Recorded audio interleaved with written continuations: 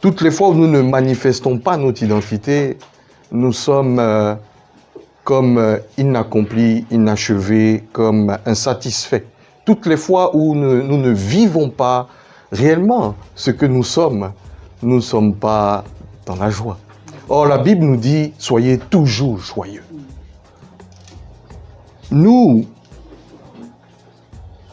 pouvons regarder, voyez-vous, à ce qui se passe dans l'environnement, ce qui se passe autour de nous, ce qui se passe comme événement, aux douleurs des autres, à nos propres souffrances, à nos injustices, à ce qu'on peut vivre comme injustice. Nous pouvons considérer l'identité que la société nous taille sur mesure.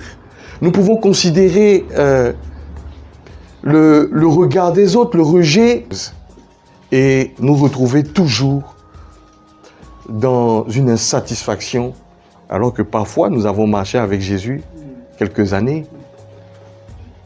Nous sommes confrontés à beaucoup de choses, mais il y a beaucoup de mensonges qui pilulent la ville, beaucoup de mensonges qui pilulent notre environnement. Ces mensonges sont à démasquer, ces mensonges sont à mettre à nu pour nous positionner par rapport à la vérité. Étant le Dieu, étant le Créateur, l'unique, quand bien il était la vie, la lumière des hommes, il y a des hommes qui ne l'ont point accepté. Il y a des hommes qui ont réussi à le rejeter. Qui n'ont pas cherché à entendre sa voix.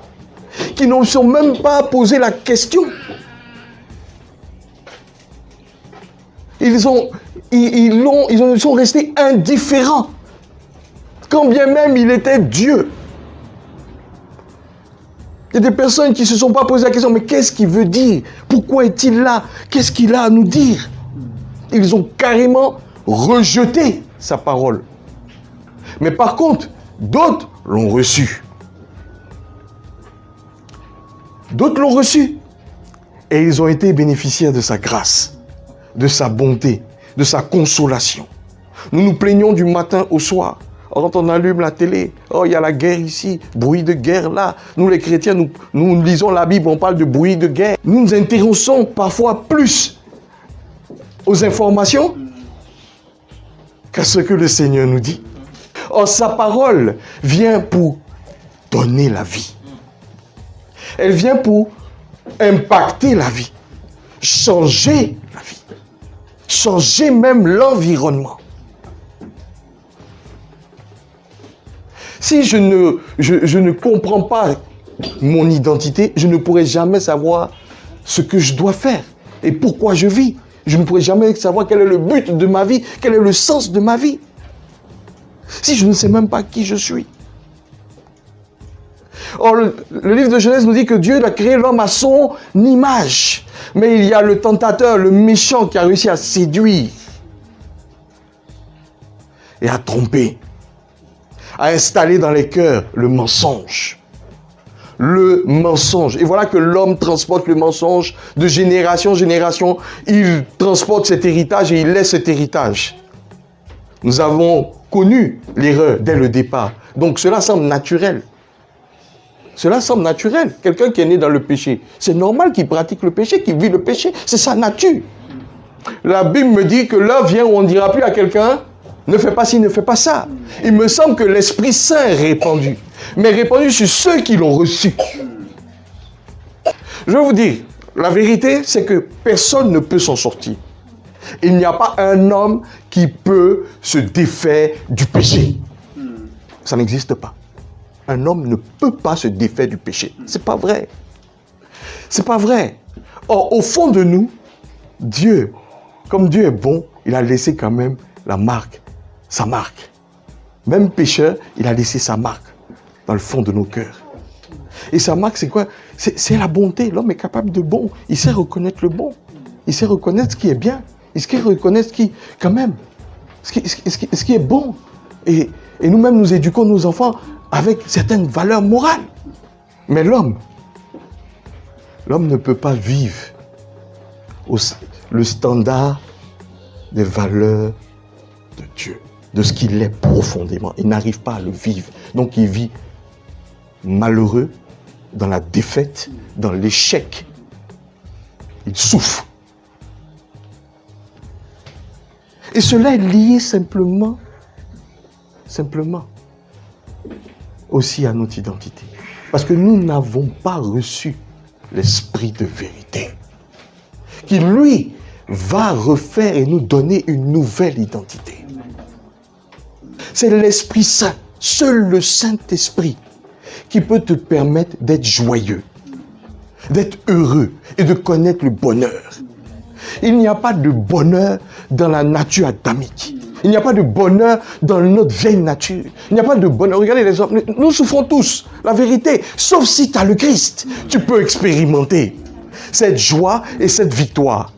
Parce que la victoire ne vient pas de toi. On est toujours dans la limitation et parce qu'on regarde à notre nature adamique. Nous avons le regard sur nos mensonges. Le même mensonge qui est resté dans la chair là. Vous voyez, que le Satan a inoculé à Adam et Ève et qui a été hérité. Nous regardons à ça, nous vivons avec ça, au lieu de vivre de la sève de Jésus. Un monde sans chrétiens, c'est le projet de Satan. Un monde sans chrétiens. Une église sans joie. Sans joie de vivre. Remplie de chrétiens malheureux. C'est le projet du diable. Mais c'est le projet de l'adversaire. Et eux, ils travaillent à ça. De façon structurée, intelligente. Nous ne pouvons pas soutenir ce projet. Évidemment. Mais notre inaction soutient ce projet. Si tu es satisfait du mensonge, ben Jésus ne peut rien. Mais laisse-moi te dire que beaucoup de mensonges habitent notre cœur. Beaucoup de mensonges. Des mensonges sur nous-mêmes. Pour pouvoir s'en défaire, ben, quand je dis, s'il n'y a pas la vérité, c'est Dieu. Or, la vérité, c'est la parole de Dieu. C'est ce que Dieu dit de moi. C'est ce que Dieu dit qui est vrai. Et je veux vivre dans la vérité. Et c'est cette vérité qui me donne d'avoir une estime de moi normale selon le royaume de Dieu. Nous avons le pouvoir avec nous. C'est Christ. Nous ne pouvons pas venir en Christ et devenir stérile. Ce n'est pas possible. Celui qui entre en Christ porte du fruit. Celui qui entre vraiment dans la lumière porte du fruit. Celui qui accepte Jésus porte du fruit. Sa nouvelle nature ne le laissera pas stérile. Il va être transformé jour après jour. Et il va avancer. Et il doit s'exprimer. Parce que c'est sa nouvelle nature. Et laisse-moi te dire que tu es libre de t'exprimer. Tu es libre d'exprimer qui tu es. Dans la pureté, dans la bonté, dans l'amour de Dieu. Tu es libre. Tu es libre. Ce monde t'appartient. Car il appartient à Dieu. Il appartient à Christ. Il a été fait par Christ. Alléluia.